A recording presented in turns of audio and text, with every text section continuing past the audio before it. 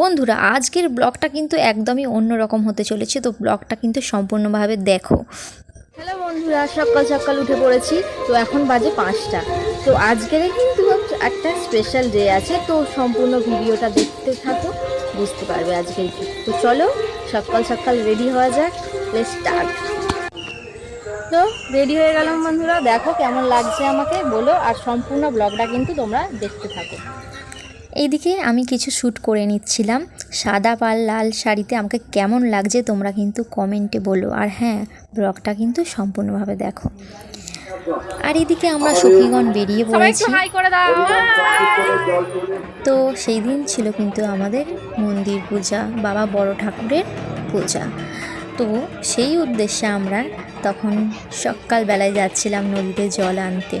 খুবই সুন্দর পরিবেশ ছিল, আর এতজন মিলে বিভিন্ন জায়গা থেকে মানুষজন এসেছিল।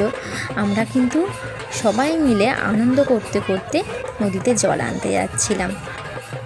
এদিকে সবাই মিলে আনন্দ করতে করতে নদীতে জল আনতে যাচ্ছিলাম।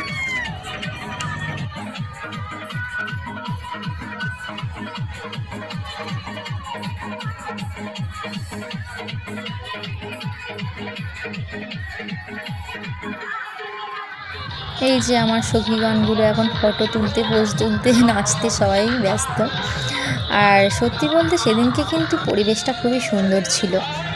দেখো কত মানুষ কিন্তু একসাথে লাইন দিয়ে আমরা সব যাচ্ছিলাম নদীতে জল আনতে। অবশেষে এত পরে আমরা কিন্তু রায়পুরে পৌঁছে গেলাম। তো সেখানে গিয়ে তো আমার অবস্থা খারাপ, মুখের অবস্থা দেখেই বুঝতে পারছো, যাচ্ছে তাই অবস্থা হয়ে গেছে।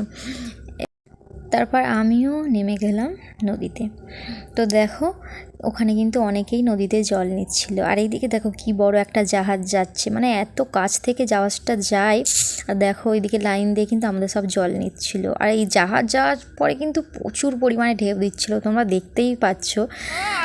এদিকে আমার ভাইজি বলছিল চ্যানেলটাকে সাবস্ক্রাইব করে দিও, আর লাইক আর কমেন্ট করে দিও, আর শেয়ার করতে একদম ভুলো না। আর এভাবেই আমাদের পাশে থাকো, আর এইভাবে আরও অনেক অনেক ব্লগ আসবে, তো আমাদের সাপোর্ট করো।